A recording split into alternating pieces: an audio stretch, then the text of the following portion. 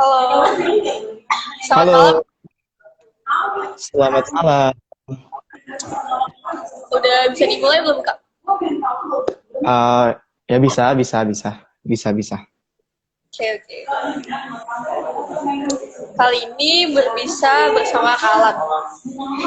Topiknya ini tentang mental health, jadi tentang kesehatan mental bersama saya yang akan membantu acara ini sampai selesai. Untuk sesi pertanyaan nanti kita buka 3.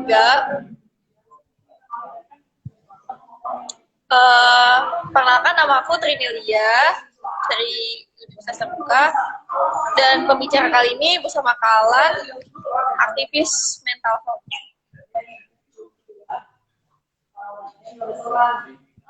Kalan, kegiatannya saat ini apa aja ya, Kak? Halo, jadi kegiatan aku ya, saat ini sih aku masih SMA ya, dan kesibukannya mungkin di organisasi di Talkmore Indonesia. Jadi organisasi yang aku dirikan, terus ada organisasi lain yang aku gabung. Mungkin ada beberapa kerjaan juga ya, seperti magang atau volunteering lah istilahnya. Oh, Kakak Selain itu masih ya palingan iya iya masih SMA. Jadi nggak usah panjang. ceritain dong, Kak, awal Kakak terjun di bidang yang Kakak tekuni sekarang ini kayak gimana? Oke. Jadi jadi dulu waktu aku SD kelas sekitar kelas 5 gitu, aku tertarik dengan bidang psikologi. Jadi mulai kelas 5 SD itu aku belajar baca-baca buku tentang ilmu psikologi, kelas 5 SD. Lalu waktu aku kelas 1 SMP, aku memulai kayak jasa konsultasi kecil-kecilan. Kayak banyak orang, ada beberapa teman aku yang datang ke aku buat curhat masalahnya. Dan di situ jasa konsultasi yang aku tekuni itu berjalan hampir kira-kira 4 tahun. Dan selama aku berbincang, berdiskusi, mendengarkan teman-teman, curhatan teman-teman, mendengarkan masalah-masalah mereka, ternyata aku sadar bahwa di Indonesia itu banyak masalah kesehatan mental. There are so many mental health problems amongst teenagers, di antara para remaja, dan mereka nggak bisa mengeluarkan itu, mereka nggak bisa cerita ke orang-orang terdekatnya. Dan aku berniat untuk membuat sebuah platform, sebuah sarana, sebuah lingkungan, an environment yang aman, nyaman, dan tanpa ada judgement apapun, sehingga semua remaja di Indonesia itu bisa mengeluarkan apa yang ada pada isi kepalanya, menceritakan masalah-masalahnya kepada orang-orang yang kepada siapapun lah istilahnya. Dan itu menjadi salah satu motivasi aku. Selain itu, jadi tadi kan aku masih SMA ya. Iya, sebenarnya aku udah kuliah, tapi aku itu siswa pertukaran pelajar ke Amerika Serikat. Jadi aku sebenarnya umurnya 18 tahun, harusnya udah lulus tahun ini, tapi karena aku pergi jadi siswa pertukaran, maka aku itu harus SMA 4 tahun. Jadi istilahnya nggak tinggal kelas sih, cuti sekolah lah istilahnya. Nah, di Amerika itu aku bergabung dengan sebuah organisasi di sekolah, di SMA di sana, yang berfokus pada pencegahan bullying dan kesehatan mental. Nah, sejak aku gabung dengan mereka, aku terinspirasi untuk membuat platform yang sama di Indonesia. Jadi di pikiran aku ya, kalau mereka bisa, kalau mereka bisa mendirikan organisasi kesehatan mental di Amerika, kenapa aku nggak bisa bawa organisasi kesehatan mental itu ke Indonesia? Dan bahkan mengembangkannya supaya wadahnya lebih inklusif, bisa mencakup semua generasi muda di Indonesia tanpa memandang umur, ras, budaya, ataupun agama. Itu sih awalnya. Wah, keren banget ya kak. Apa sih, apa sih yang membuat kakak terinspirasi pada bidang ini? Terinspirasi. Salah satu prinsip aku ya, yang aku bawa sehingga aku masih bisa menjadi seorang aktivis kesehatan mental, gini, aku percaya bahwa semua orang itu dalam hidup juga penuh masalah, tapi kita nggak bisa melewati hidup tanpa support orang lain. Kita nggak bisa melewati masalah-masalah kita tanpa support orang lain, dukungan orang lain. Kita butuh orang lain, kan semerta-merta tanpa orang lain kita nggak bisa. Bisa. Tapi dengan bantuan orang lain itu akan mempercepat, akan mempermudah proses kita dalam keluar atau menyelesaikan masalah-masalah kehidupan kita. Jadi itu salah satu yang membuat aku terinspirasi untuk menjadi seorang aktivis kesehatan mental. Karena aku sadar bahwa kita manusia adalah makhluk sosial ya. Sebagai makhluk sosial kita perlu selalu untuk bersosialisasi, berinteraksi secara sosial, butuh orang lain. That's ada dalam naluri alamiah kita untuk bergantung pada orang lain. Dengan begitu, aku sadar bahwa sebagai seorang manusia, aku punya kapabilitas, punya kemampuan untuk mendengarkan atau membantu orang lain, membimbing mereka, memandu mereka, mendengarkan keluh kesah mereka sesuai dengan kemampuan aku punya. Karena ya masih kesibukan juga, tapi aku selalu berusaha yang terbaik untuk menolong siapa saja, untuk membantu siapa saja yang sedang ya dalam masalah istilahnya. Itu aja sih. Apalagi di Indonesia ini kan banyak banget ya anak-anak yang masih dibully gitu. Nah, iya benar-benar. Itu Itu sih kayak salah satunya. Itu sih salah satunya. Kan aku bilang tadi apa ya? Kan aku buka jasa konsultasi ya sejak SMP dan aku dengar cerita-cerita teman-teman di berbagai daerah bahwa kalau sebenarnya mereka itu dibully dan mereka takut untuk bilang ke siapa, untuk bilang ke orang tua mereka, ke guru mereka, ke teman-teman mereka karena mereka takut. Selain dibully bahkan ada yang lebih parah dari itu ya. Bisa dibilang trauma masa kecil, mereka nggak punya masa kecil. Mungkin kalau misalnya kita lihat, kita punya masa kecil yang bisa dibilang ya bahagia atau menyenangkan. Tapi ada teman-teman kita yang lain di luar sana yang tidak punya keberanian untuk menceritakan masalah-masalahnya. Mereka memilih untuk menyimpan. Dan akhirnya menjadi trauma yang menghalangi mereka untuk ya menghalangi aktivitas mereka sehari-hari. Apalagi yang udah pendem lama ya. Masalah yang ada itu jadi menurut aku masalah yang kita punya seharusnya kita keluarkan, seharusnya kita ceritakan. Kita nggak boleh tahan. Masalah-masalah yang terkumpul itu bagaikan bom waktu. Jadi bagaikan bom waktu yang menunggu waktu yang tepat ketika waktu itu sudah sampai itu bakalan meledak dan kita nggak bisa apa-apa. Jadi lebih baik kita keluarkan emosi kita, keluarkan perasaan kita, ceritakan masalah kita, supaya kondisi mental kita itu bakalan semakin membaik, semakin stabil. Lebih baik Lebih baik kita menunjukkan perasaan kita daripada memendamnya. Lebih baik kita menangis daripada nggak menangis. Karena mungkin teman-teman di Indonesia kita percaya bahwa kalau misalnya orang menangis itu artinya lemah, itu salah banget. Kita menangis itu artinya kita kuat secara mental, kita kuat dari orang yang lain yang kebanyakan menyimpan perasaannya. Dengan kita menangis, artinya kita kuat secara mental. Dan aku sarankan itu untuk sebaik mungkin, sebisa mungkin untuk selalu mencoba menceritakan atau mencari orang yang bisa menjadi pendengar dari keluh kesah hidup kamu sih. Itu sih. Oke. Seberapa penting sih Kak mental health bagi kehidupan kita? Menurut Kakak? Seberapa penting mental health bagi kehidupan kita ya? Aku kalau misalnya secara pendek dijawab ya sangat penting ya.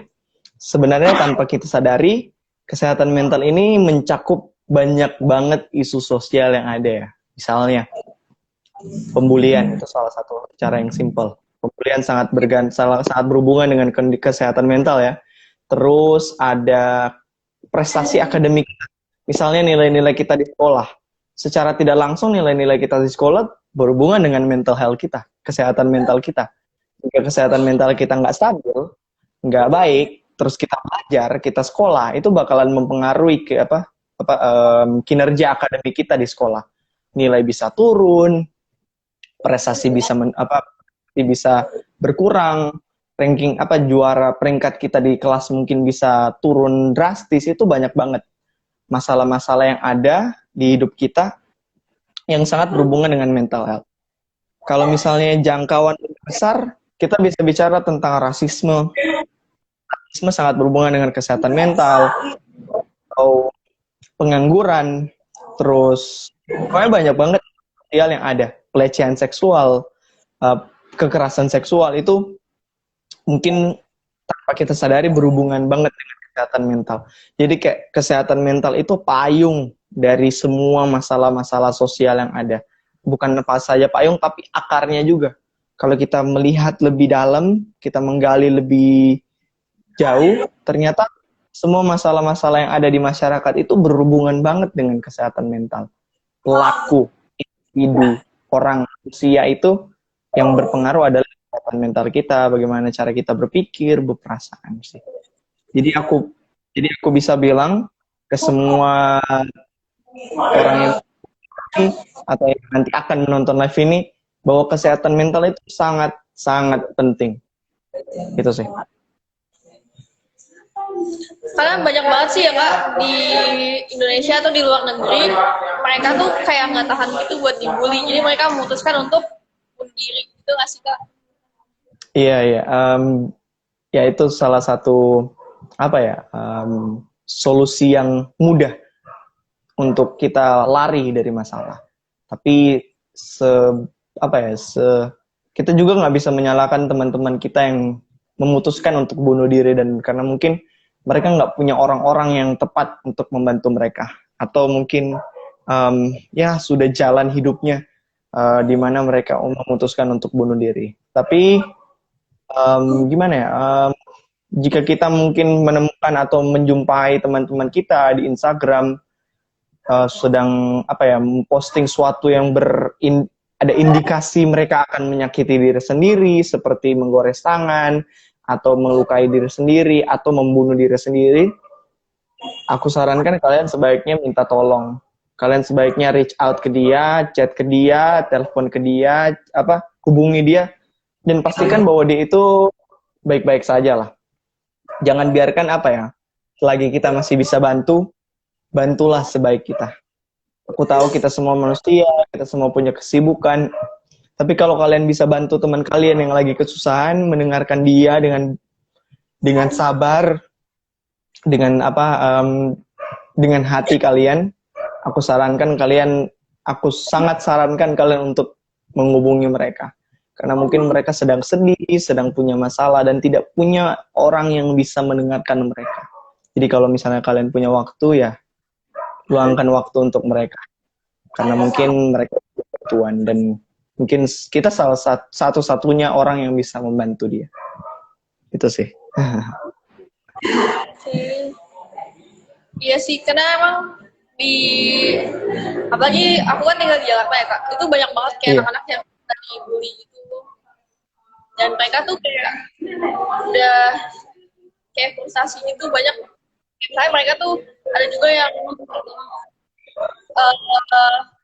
pacaran, terus mereka melakukan yang enggak, ada yang mereka tuh kayak bunuh diri gitu, kayak minum obat-obatan. Oke, gue ya semuanya, ya kenapa? Apalagi kan kemarin aku misalnya di rumah sakit itu banyak banget ada anak-anak tuh yang bunuh diri dengan cara minum obat-obatan karena putus lah, karena apalah. Banyak banget sih Kak kalau di Jakarta ya. Iya, kan juga ada pandemi ya. Pandemi COVID nih berpengaruh terhadap kesehatan mental kita. Kalau kita nggak bisa jaga kesehatan mental kita, itu bakalan berdampak dampak yang sangat berpengaruh sangat buruk terhadap kehidupan kita, bagaimana cara kita berinteraksi sosial. Apalagi cara yang kamu sempat singgung, ya sebagai remaja mungkin banyak orang yang udah pacaran, yang udah menjalin hubungan, tapi mereka nggak kuat secara mental, mereka belum siap secara mental. Ketika kita pacaran mungkin itu yang perlu diingat bahwa diri kita yang paling penting sih. Pacaran itu masa pengenalan nih. Pacaran itu masa pengenalan di mana kalaupun putus, kalaupun sakit hati, itu bukan akhir dari dunia ini, teman-teman. Itu bukan akhir dari segalanya. Kita punya jalan yang masih jauh ke depan. Jadi kalaupun kalian sakit hati, nggak apa-apa menangis. It's okay untuk menangis, it's okay untuk mencurahkan perasaan kita. Tapi jangan pikir bahwa itu akhir dari dunia ini. Karena banyak kesempatan yang kalian bisa ambil, masih banyak masih panjang masa depan, jalan kehidupan kita ke depannya, yang kalian mungkin bisa menemukan meraih prestasi yang luar biasa atau mendapat pasangan yang lebih baik. That's just part of life. Cuma sebagai lika-liku kehidupan. Semua kehidupan akan ada sakit hati, kesedihan, dan ketenangan. Oke. Lalu gimana cara kita mengetahui bahwa mental kita benar-benar sehat? Gimana Pak cara kita tahu? Oke. Jadi sekedar for your information aja, disclaimer, kalau aku bukan profesional ya. Aku cuma aktivis kesehatan mental, bukan psikolog, bukan psikiater, atau mahasiswa kedokteran. Maksudnya bukan dokter yang menekuni bidang psikologi secara profesional, tapi aku hanya aktivis kesehatan mental. Dan aku akan membagikan pengalaman aku, ya maksudnya membagikan info berdasarkan pengalaman aku. Bagaimana cara kita mengetahui bahwa mental kita benar-benar sehat? Sebenarnya kita bisa lihat dari perubahan mood kita. Terus paling gampang mungkin perubahan mood kita. Kalau misalnya kita gampang berubah mood dalam waktu yang panjang, misalnya lebih dari 2 minggu kita selalu berubah mood dan ekstrim banget. Maksudnya ekstrim itu gimana? Misalnya kamu marah ke orang 5 menit yang lalu. Terus sekarang kamu udah seneng-seneng. Terus 5 menit kemudian kamu sedih. 10 menit kemudian kamu marah lagi. 10 menit kemudian kamu sedih lagi. Itu kayak perubahan mood yang ekstrim yang berubah-ubah hanya dengan jangka waktu beberapa menit. Itu udah ekstrim banget. Dan jika itu berlangsung secara berkepanjangan lebih dari 2 minggu, itu bisa dikatakan bahwa kalian punya masalah kesehatan mental, dan itu perlu untuk kalian cari tahu sebenarnya apa sih masalah yang aku pendem, apa sih trauma yang aku punya, apa sih penyebab semua ini gitu. Lalu ada lagi, kalau mengetahui bahwa mental kita benar-benar sehat adalah kalian misalkan ini udah malam ya, ini udah malam. Misalnya kalian udah malam, terus pas kalian sampai di tempat tidur gitu, kalian ngerasa ngecapek gitu, kayak habis melakukan pekerjaan yang sangat berat, habis renovasi.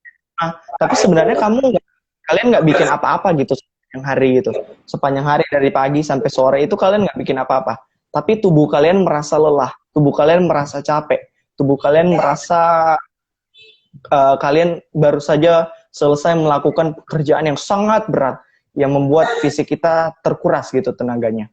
Nah itu salah satu tanda mental kita lagi nggak baik gitu. Karena gini, kesehatan mental itu sangat berhubungan dengan kesehatan fisik kita. Jadi kalau misalnya kita sedang sehat, sedang tidak sehat secara mental, itu bakalan berdampak pada fisik kita. Contoh, kalau misalnya kita lagi ada masalah, terus kita pendem, itu bakalan berdampak misalnya sakit kepala.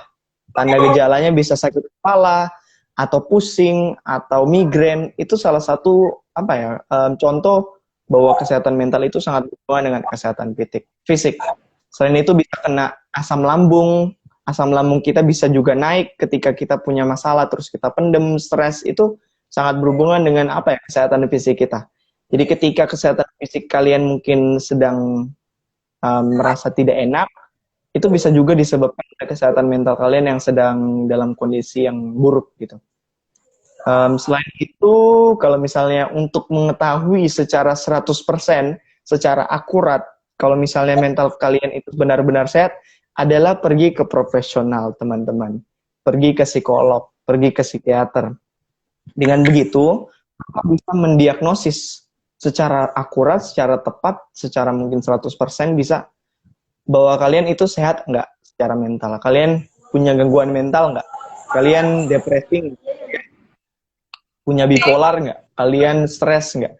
Jadi itu mungkin satu-satunya cara paling akurat untuk tahu misalnya kita punya masalah kesehatan mental nggak, adalah pergi ke profesional, pergi ke ahli psikolog, ahli psikiater, atau dokter yang mungkin punya kalian di bidang psikologi ya. Iya, konsultasi ke dokter, konsultasi ke psikolog. Itu cara yang paling tepat dan paling direkomendasikan. Dari personal aku dan mungkin banyak ya aktivis-aktivis kesehatan mental di luar sana yang akan merekomendasikan hal yang sama kepada kamu. Ketika kalian punya masalah dan kalian rasa kalian butuh bantuan, pergi ke psikolog. Jangan takut, jangan malu, karena pergi ke psikolog itu artinya kalian kuat dan kalian berani untuk mengambil langkah yang satu langkah lebih maju, satu langkah yang berani untuk sebagai upaya kalian untuk membantu diri kalian sendiri adalah pergi ke psikolog. And it's okay. Nggak usah peduliin teman-teman kalian yang bakal bilang, oh kamu ke psikolog berarti kamu gila ya, oh kamu ke psikiater berarti kamu gila ya. Enggak. Itu bukan berarti kamu gila, bukan berarti kamu frustasi, enggak. Itu cara kamu untuk membantu. Dan itu gunanya mereka ada. Itu gunanya psikolog dan psikiater ada adalah untuk membantu kita, membantu masyarakat, membantu manusia, supaya mereka bisa memandu, menggait, membimbing kita, supaya ketika kita punya masalah, kita bisa lebih gampang, lebih mudah untuk mencari jalan keluar tersebut. Dan itu sangat-sangat direkomendasikan sih. Itu aja. Selanjutnya, apa penyebab gangguan kesehatan mental? Lalu menurut kakak, apa solusi terbaik untuk mengatasinya? Oke. Apa salah satu penyebab gangguan kesehatan mental? Banyak sih. Banyak banget penyebab kita bisa punya gangguan kesehatan mental. Yang paling aku sering lihat mungkin adalah trauma masa kecil. Trauma masa kecil di mana seseorang mungkin pernah dilecehkan atau disakiti secara fisik atau mental selama dia kecil, umur 0 bulan sampai kira-kira 6-7, nggak bisa sampai 12 tahun sih, tergantung. Tapi ketika kita punya trauma masa kecil, itu bisa memicu juga nanti ke depannya setelah kita udah dewasa atau remaja atau bahkan udah umur 60-an, kita bisa punya gangguan kesehatan mental. Kalau misalnya trauma masa kecil kita itu nggak diselesaikan, kita nggak bisa menerima, memaafkan atau mengakui trauma yang terjadi di masa lalu itu. Lalu hal-hal yang lain adalah lingkungan kita, pertemanan kita, lingkungan sosial kita, atau mungkin yang bagaimana cara kita berinteraksi, bagaimana cara kita berteman, itu bisa mempengaruhi kalau misalnya kita punya gangguan, bisa memicu kita punya gangguan kesehatan mental. Dan itu terjadi tanpa kita sadari. Ketika kita punya masalah, kan udah dibilang tentang percintaan, tentang orang-orang pacaran, itu bisa juga punya penyebab gangguan kesehatan mental. Bahkan banyak di rumah sakit jiwa, setahu aku, Mereka itu masuk rumah sakit jiwa karena apa? Putus cinta, ditinggal pacar, nggak bisa menerima apa yang menjadi kenyataan ya istilahnya. Kita nggak bisa menghadapi kenyataan, terus kita lari ke pikiran kita stuck, kita tersesat di dalam pikiran kita karena kita nggak bisa menerima realita, kita nggak bisa menerima kenyataan bahwa kita udah putus dari si doi, kita udah putus dari si A, B, C, D, atau kita punya trauma masa kecil dulu karena disakiti, karena dilecehkan sama keluarga dekat atau gimana. Itu kalau kita nggak bisa menerima dan mengakui dan memaafkan diri kita atas kejadian-kejadian yang terjadi, itu bakalan berpengaruh banget dan bisa menyebabkan kita punya gangguan kesehatan mental. Nah, tadi ada tentang solusi terbaik untuk mengatasinya. Solusi terbaik untuk mengatasinya adalah menerima, mengakui, dan memaafkan semua kejadian yang terjadi di masa lalu kalian. Apapun masalah itu, apapun siapapun yang bersalah atas itu, intinya bukan kamu yang salah, bukan kalian yang salah. Misalnya kalian punya trauma masa kecil, punya kejadian yang itu bukan salah kalian, dan jangan pernah menyalahkan diri kalian sendiri. Itu bukan atas kontrol kalian, bukan atas kemauan kalian terpaksa, kalian tidak punya kontrol apa-apa. Dan jangan kalian menyalahkan diri sendiri. Selain itu, tadi di awal aku sudah sedikit singgung bahwa masalah yang kita pendam itu bagaikan bom waktu. Ketika kita pendam satu masalah lain, akhirnya semakin membesar bom itu. Semakin besar bom itu, dan bom itu bakalan menunggu waktu yang tepat untuk meledak. Dan ketika waktu bom itu udah meledak, kita nggak bisa bikin apa-apa. Ketika kalian punya masalah, jadi solusi kan adalah ketika kalian punya masalah, usahakan cari orang-orang yang kalian percaya, cari teman-teman kalian, kalau bisa pacar kalian, suami kalian, istri kalian, tunangan kalian, sahabat kalian, untuk cerita. Atau kalian bisa ke orang-orang yang kalian nggak kenal. Misalnya ada beberapa organisasi selain Talkmore juga yang membuka jasa konsultasi gitu, jasa curhat. Kalian bisa memaafkan platform yang gitu, dimana kalian bisa secara rahasia memberitahukan masalah kalian curhat gitu. Itu sangat membantu banget. Mungkin satu-satunya cara yang paling efektif untuk membantu kalian supaya nggak punya gangguan kesehatan mental adalah berbicara. Dalam psikologi sendiri namanya talking therapy. Jadi terapi berbicara. Ketika kita berbicara, kita bakalan secara tidak langsung, secara tidak sadar mengurangi beban yang ada dalam diri kita, mengurangi beban yang ada dalam hati kita. Dengan kita berbicara, kita mengambil satu langkah yang lebih maju, satu langkah yang lebih baik untuk diri kita, membantu diri kita. Cara yang paling gampang untuk membantu diri kita adalah curhat. Makanya curhat sangat direkomendasikan. Baik profesional, kalian bisa ke psikolog atau ke psikiater, atau kalian bisa ke tempat-tempat konsultasi, misalnya di sosial media atau aplikasi-aplikasi seperti Relief, atau kalian bisa ke Talkmore juga. Kita ada divisi support yang bisa membantu kalian untuk mendengarkan masalah kalian, curhat masalah kalian ke kita bisa. Dan itu tanpa ada judgement, tanpa ada biaya, tanpa ada embel-embel apapun. Memang kita pure untuk membantu kalian, untuk mendengarkan kalian, untuk mendengarkan keluh kesah kalian, unek-unek kalian, masalah kalian, seberapa besar apapun, seberapa kecil apapun, itu adalah masalah. Dan kita nggak bisa saling membandingkan, oh ini masalah besar, oh ini masalah kecil, oh ini masalah paling parah, oh ini masalah ini, oh dia masalahnya luar biasa, berarti aku masalahnya biasa-biasa aja. Enggak. Setiap orang punya kemampuan, punya batasan, punya kondisi yang berbeda. Dan kita nggak bisa membandingkan masalah kita dengan masalah orang lain. Karena kesehatan mental kita berbeda dengan kesehatan mental orang lain.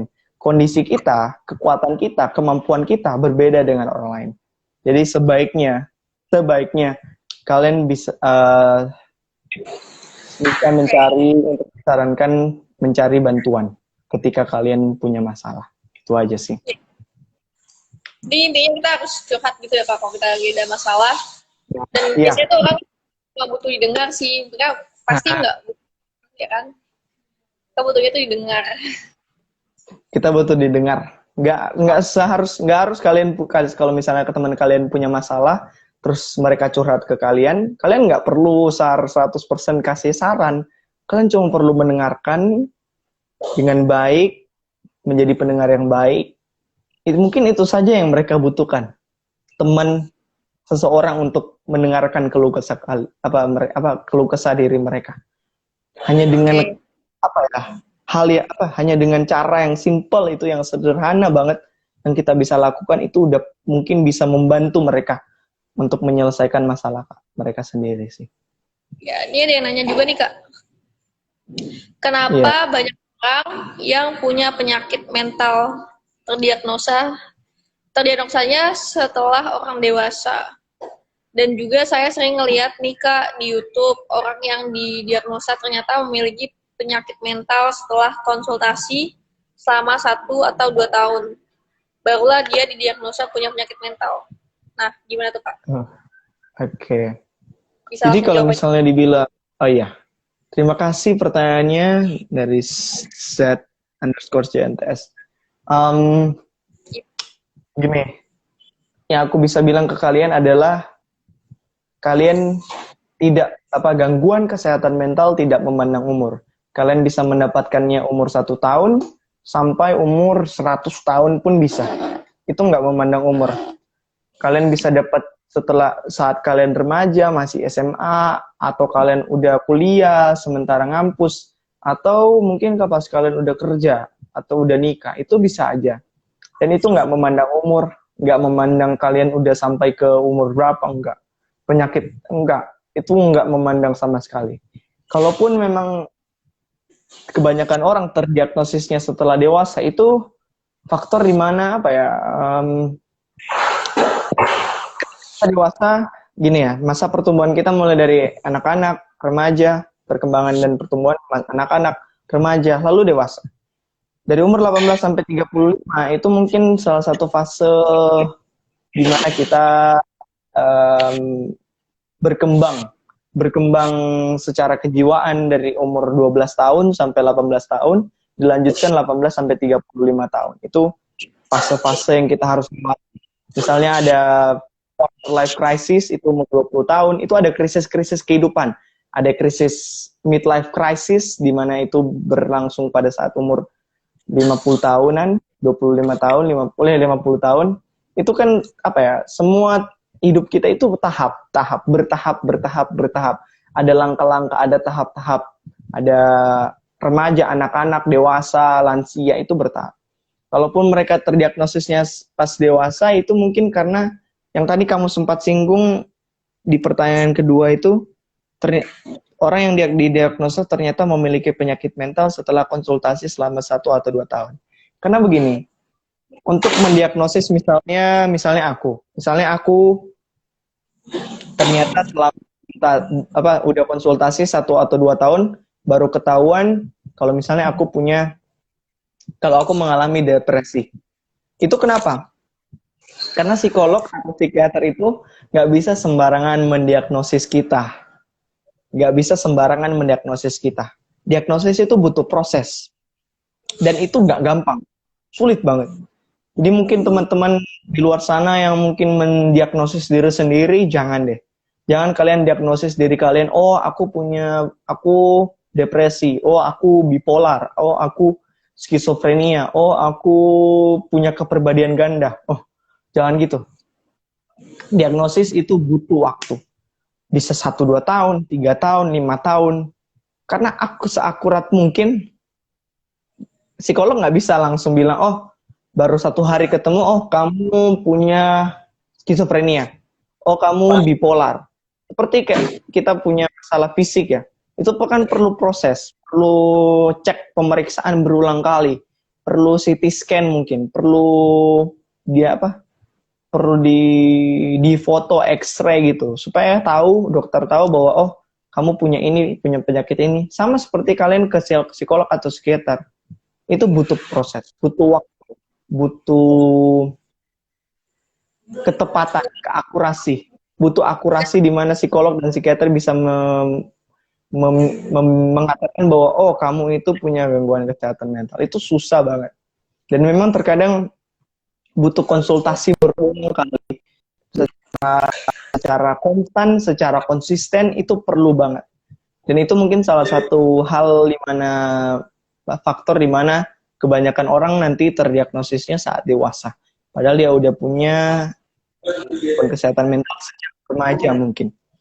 Kan aku juga punya masalah kesehatan mental, gangguan kesehatan mental, padahal dia baru umur 15 tahun. Setelah dia ke psikolog mungkin selama 1-2 tahun baru ketahuan kalau dia punya gangguan kesehatan mental. Dan itu sama sekali tidak memandang umur, sama sekali tidak memandang kamu anak-anak, remaja, dewasa, lansia, enggak. Enggak, itu sih. Ini ada yang nanya lagi nih Kak. Dari Ina Maria ini, mohon izin bertanya Kak, bagaimana pendapat Kakak tentang orang yang mengalami trauma terhadap sesuatu dan bagaimana cara mengatasinya? Oke, terima kasih pertanyaannya Ina Maria. Jadi, bagaimana cara kita mengatasi trauma? Satu-satunya mungkin apa ya? Aku mengerti bahwa trauma itu sesuatu yang sulit untuk dihadapi lagi. Misalnya kita mungkin pernah dilecehkan waktu kecil, kita bakalan cenderung untuk memendam trauma itu dalam pikiran kita. Kita nggak bakalan, kita tuh bakalan ada terus di dalam pikiran kita. Dan satu-satunya cara untuk mengatasi trauma itu adalah mengakui bahwa hal itu pernah terjadi ke diri kita. Satu-satunya cara adalah mengakui dan menerima bahwa kejadian itu pernah terjadi dalam hidup kita.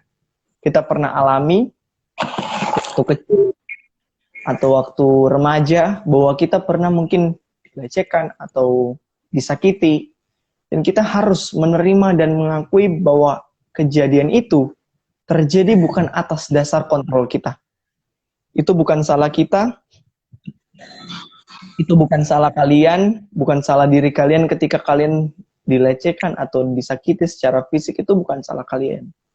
Jangan memikirkan kalau semuanya terjadi, semua apa ya, jangan pikirkan semua yang terjadi dalam hidup kalian adalah murni kesalahan kalian. Terkadang kita nggak bisa mengontrol apa yang ada di sekitar kita. Bagaimana orang lain bertindak, bagaimana orang lain berpikir. Apalagi kalau kita cuma anak-anak. Apalagi kalau kita cuma remaja yang mungkin nggak tahu apa itu, apa ini, apa itu. Kita masih perlu belajar. Dan jangan pernah salahkan kejadian yang trauma terhadap diri kalian.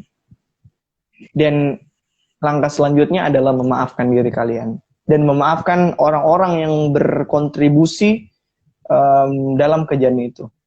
Kalau misalnya kalian dilecehkan secara seksual, kalian maafkan, ya mungkin sulit ya, itu butuh proses. Pokoknya intinya proses untuk mengatasi trauma itu adalah sebuah proses, sebuah perjalanan, nggak instan, nggak ada yang instan di dunia ini, itu butuh waktu.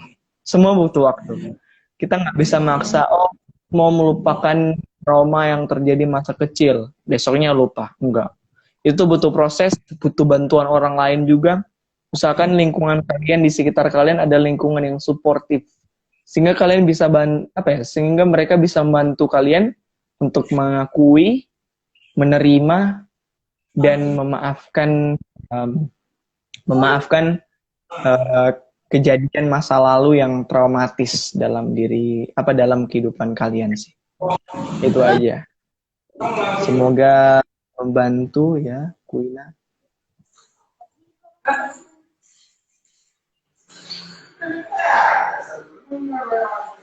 Oke, itu tadi Kak siapa nih? Kak, aku kan rutin konsul tapi psikiater psikologku bilang aku jangan sampai berhenti terapi.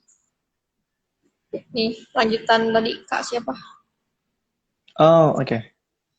Apa ya? Dia bilang, oh, aku rutin konsul ke psikiater, tapi keluarga selalu bilang ke aku, ngapain sih kamu ke psikiater, itu nggak perlu, cukup ibadah aja. Tapi psikiater psikologku bilang aku jangan sampai berhenti terapi. Oke, terima kasih pertanyaannya. Jadi apa? Jadi aku tidak mengatakan bahwa kamu jangan percaya ke keluarga kamu, tapi apa yang dikatakan keluarga kamu itu adalah salah. Itu apa yang kita perlu lihat bahwa kita perlu tahu dan sadari bahwa ada yang bilang kalau misalnya kita punya gangguan kesehatan mental itu artinya mental kita nggak kuat. Sorry, bukan mental. Iman kita nggak kuat. Iman kita cuma kecil. Iman kita lemah. Iman kita goyang. Enggak. Iman kita, iman religius kita, agama apapun kalian, Islam, Kristen, Katolik, Buddha, Hindu, Konghucu, apapun agama kalian, iman kalian terhadap Tuhan atau terhadap yang maha kuasa itu nggak sama sekali tidak mempengaruhi 100% bahwa oh ketika iman kalian nggak kuat kalian bakal punya gangguan kesehatan mental. Enggak, tidak bisa menjamin bahwa oh kamu tidak punya iman yang kuat berarti kamu bakalan punya gangguan kesehatan mental, atau kamu kurang ibadah makanya kamu punya gangguan kesehatan mental, kamu kurang ke gereja, kurang sholat makanya kamu depresi, bipolar. Nggak ada. Semua terjadi karena lingkungan kita, karena apa yang terjadi di sekitar kita, bagaimana cara kita menghadapi masalah-masalah kita, itu yang mempengaruhi kita punya gangguan kesehatan mental. Nggak sepenuhnya kalau misalnya iman kalian nggak kuat, terus kalian bisa punya gangguan kesehatan mental, enggak. Memang kesehatan spiritual kita berpengaruh pada kesehatan mental kita. Tapi itu nggak 100% bisa dibilang kalau misalnya kalian nggak punya iman, kalian bakal punya gangguan kesehatan mental. Enggak. Apapun yang keluarga kamu katakan, yang tadi yang seperti yang kamu bilang, kalau misalnya ngapain sih kamu ke psikiater, itu nggak perlu, cukup ibadah aja. Ibadah perlu. Jalankan apa yang sesuai dengan ajaran agama kamu, mau sholat, mau ke gereja, mau berdoa, apapun itu, jalankan. Tapi kamu juga perlu terapi, kamu perlu bantuan profesional, kamu perlu untuk perlu bantuan profesional sehingga kamu bisa. Jadi kayak mengiringi satu sama lain, meimbangkan satu sama lain. Cara yang utama adalah pergi ke psikolog, lalu kamu bantu juga dengan ibadah kamu. Itu nggak apa-apa. Tapi jangan kamu 100% fokus ke ibadah kamu doang. Itu bantuan. Kalian seberapa besar masalah kalian, seberapa kecil masalah kalian, kalau itu emang butuh bantuan profesional, datang ke profesional. Ibadah itu jalankan saja dan memang itu membantu. Tapi nggak 100%. Ya. Itu membantu dalam proses kita memulihkan diri dari gangguan kesehatan mental kita. Jangan sampai putus yang psikiater psikolog kamu bilang adalah hal yang benar. Jangan sampai putus terapi kamu, jangan sampai kamu berhenti ke psikolog, jangan sampai kalau misalnya kamu ada obat diberikan, jangan sampai kamu putus minum obatnya yang dari psikiater. Jalankan terus konsisten dan yakin kamu pasti sembuh nanti. Kamu pasti bisa memulihkan diri, kamu bisa keluar dari gangguan kesehatan mental kamu. Apapun itu ya selalu percaya bahwa semua terjadi karena ada alasan, dan walaupun kamu dibilang oh kamu ibadah maka kamu punya gangguan kesehatan mental, jangan percaya. Itu persepsi yang salah terhadap gangguan kesehatan mental, stigma yang salah terhadap gangguan kesehatan mental. Dan di sini aku ingin mematahkan stigma itu supaya kita nggak tersesat. Oke Kak, udah. Ada yang mau nanya lagi? Ada pertanyaan.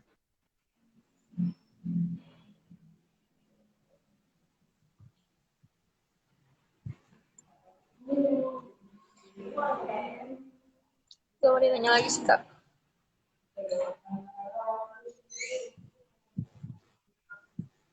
Banyak sih ya Kak, kalau kita ngomongin masalah kesehatan mental itu banyak banget kayak artis sendiri juga kayaknya ada yang trauma masa kecil gitu.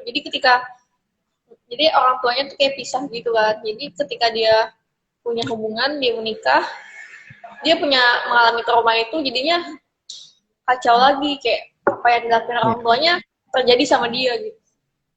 Nah, iya. Ya. Itu salah satu bentuk trauma ya.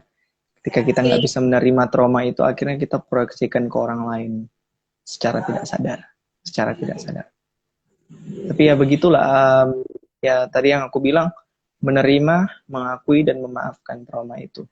Apapun yang terjadi di masa lalu kalian itu bukan sepenuhnya kesalahan kalian, dan jangan salahkan diri kalian sendiri. Kalaupun kalian takut, nggak apa-apa. Istirahat dulu, cari waktu yang tepat. Ketika kamu siap untuk menghadapi lagi trauma itu, hadapi. Dan usahakan ada orang-orang yang bisa bisa support kamu. Ya. Gimana? Aku sendiri juga kan kayak pernah dibully gitu, Kak. Tapi kalau menurut aku, pandangan aku kalau tentang bully itu kayak jadi motivasi aku gitu. Jadi ketika dibully selama sekolah, ya udah, jadi ketika pas lulus sekolah, ya udah kita udah kayak orang lain aja gitu, biasa aja. Tapi nggak tahu kenapa biasanya orang-orang yang dibully itu biasanya mereka tuh nasibnya lebih beruntung daripada mereka yang ngebully gitu. Biasanya kan gitu kan. Iya. Ya apa ya, semua kejadian yang buruk kita bisa rubah jadi energi yang positif ya. Semua yang negatif kita bisa rubah jadi sesuatu yang positif jika kita bisa jika kita tahu caranya gitu. Jika kita berniat untuk merubah pengalaman buruk kita, misalnya yang seperti pengalaman kamu dibully, kamu bisa rubah itu menjadi suatu motivasi yang bukan menghancurkan atau melemahkan diri kamu, mental kamu, tapi malah menguatkan mental kamu. Karena kita ditempa secara tidak sadar, kita dilatih untuk semakin kuat mental kita dengan mungkin bullying. Tapi tergantung juga orang. Kamu bisa, mungkin orang lain butuh bantuan, tapi mereka semuanya, pada dasarnya kita semuanya bisa merubah segala sesuatu yang negatif menjadi sesuatu yang positif. Mungkin kalau misalnya anak IPA pernah belajar fisika, itu ada hukum energi. Energi tidak dapat diciptakan, tidak dapat dimusnahkan, tapi dapat dirubah menjadi energi yang lain. Itu bisa diterapkan juga ke kehidupan kita. Energi yang negatif itu, kejadian yang negatif itu, pengalaman yang negatif itu, kita bisa rubah menjadi sesuatu yang positif untuk diri kita, yang membangun, yang konstruktif, yang bisa mungkin jadikan motivasi seperti diri kamu yang kamu udah lakukan. Menjadikan pengalaman bullying itu sebagai sebagai bahan bakar kita, sebagai bensin kita untuk maju lebih jauh lagi, untuk melesat lebih jauh lagi. Itu sih. Tapi keren banget kamu bisa jadikan itu sebagai motivasi. Oke, ada yang mau nanya lagi nggak? Kalau buat yang baru gabung, ada yang mau ditanyain ke... Apalagi kemarin kita habis ini ya, Hari Kesehatan Mental Sedunia. Iya. Oh iya, selamat Hari Kesehatan Mental Sedunia teman-teman. Walaupun udah lewat. Oke. Mungkin cukup kali Kak ya? Ada yang mau nanya lagi nggak? Apa mau kita udahin aja? Ya, kalau misalnya nggak ada pertanyaan lagi, ya kita udahin aja sih. Ya, oke. Mungkin sesi foto dulu Kak, di screenshot dulu. Oh iya.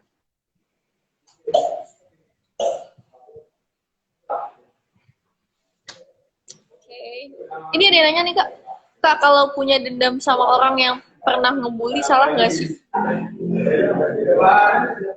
Salah. Oke. Makasih pertanyaannya. Kalau punya dendam sama... Ini masih ada waktu kan? Masih ada waktu kan? Masih ada waktu kok. Jadi tadi terima kasih pertanyaannya siapa sih? Ailsa. Kalau punya dendam sama orang yang pernah ngebully, salah nggak sih? Secara moral salah sih. Iya salah. Kalau aku jangan jadikan dendam, tapi bisa jadikan motivasi kamu. Kayak gimana ya? Seperti yang mungkin bisa tadi ada pengalamannya itu salah satunya adalah dibully terus jadikan motivasi, itu yang mungkin aku sarankan. Tapi dendam itu nggak baik. Dendam itu bisa menghancurkan diri kita sendiri, bisa merugikan diri kita sendiri. Bahkan dendam itu bisa membusuk di dalam hati kita. Dan itu bakalan nggak baik untuk diri kesehatan mental kita. Lebih baik jadikan motivasi daripada dendam. Lebih baik jadikan sesuatu yang positif. Jangan rubah energi yang negatif. Jangan rubah yang negatif itu, pengalaman yang negatif itu menjadi sesuatu yang lebih negatif lagi. Itu nggak disarankan sama sekali. Lebih baik kalian rubah jadi energi yang positif, yang bisa membangun kalian, yang bisa mendorong kalian, yang bisa memotivasi kalian untuk berubah, untuk bergerak lebih, untuk melesat lebih jauh lagi ke depan, untuk meraih cita-cita kamu sih. Itu aja. Oke, ini satu pertanyaan lagi ya Kak. Ini ada yang nanya. Kak mau tanya gimana caranya kita melatih mental. Ini dari Amber teman aku. Oke, terima kasih Amber Bulan atas pertanyaannya. Gimana caranya kita melatih mental? Caranya kita melatih mental tergantung yang kamu definisikan sebagai melatih mental sih. Kalau misalnya kayak gimana ya? Kalau misalnya kita pernah jadi OSIS gitu, kalau misalnya kita latihan latihan kepemimpinan itu atau ospek itu melatih mental katanya. Kita dilatih supaya mental kita kuat, nggak payang, nggak cengeng, nggak lemah gitu. Kalau menurut aku, cara kita melatih mental adalah bagaimana cara kita melatih mental kita supaya bukan melatih sih, lebih ke menjaga mental kita, menjaga kesehatan mental kita supaya kesehatan mental kita stabil. Kalau untuk melatih mental itu bukan kata yang aku pilih untuk aku pilih menggunakan, tapi aku pilih untuk menyebutnya dengan menjaga kesehatan mental kita, bukan melatih mental. Karena ketika kita melatih mental berarti kita mau, ya definisi umumnya kalau misalnya melatih mental itu kita di ospek, dilatih secara fisik, mental segala macam lewat OSIS kalau misalnya SMP atau secara militer gitu.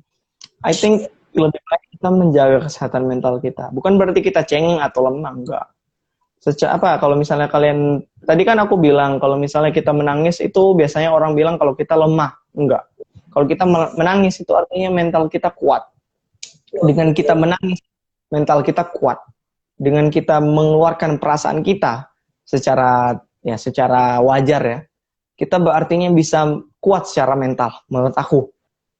Dan secara psikologis gitu. Ketika kita bisa mampu secara wajar untuk mengeluarkan emosi, perasaan kita, marah, sedih, bahagia, ketawa, kecewa, itu artinya kita kuat secara mental, bukan malah lemah, tapi kuat secara mental. Bukan tadi kan aku juga bilang mungkin kamu baru masuk, ketika kita punya masalah, ketika kita punya kejadian yang menyedihkan, terus kita pendam dalam pikiran kita, itu bakalan jadi bom waktu. Lebih baik ketika kita punya masalah, kita kalau misalnya ngerasa mau nangis, ya nangis aja nggak apa-apa. Ketika kalian mau marah, marah aja nggak apa-apa. Yang penting wajar, itu artinya kamu udah kuat secara mental. Jadi cara melatih mental kita adalah ya membiasakan diri untuk mengeluarkan emosi atau perasaan kita secara wajar. Secara wajar, jangan berlebihan ya. Jangan kayak marah nggak jelas atau udah ngerusakin barang atau udah gimana, itu lebih berlebihan. Tapi secara wajar kalau kita misalnya mau melatih mental kita. Itu aja sih. Oke. Udah habis ya pertanyaannya ya. Mungkin dari yang kita bahas ini kita dapat kesimpulan. Jadi mental health ini, kesehatan mental ini sangat penting untuk kehidupan kita. Jadi kalau misalnya kita punya masalah, kita bisa konsultasi ke psikiater atau psikolog yang bisa dihubungi.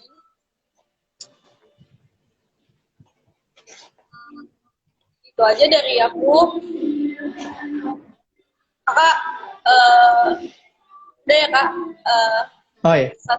Ya. Iya, terima kasih banyak untuk dari Indonesia yang batch 9 ya. Iya. Terima kasih banyak. Iya, terima kasih teman-teman juga yang udah nonton live. Terima kasih banyak ya. Iya, makasih ya Kak. Semua bisa menjadi generasi yang lebih peduli kesehatan mental. Dadah. Dadah.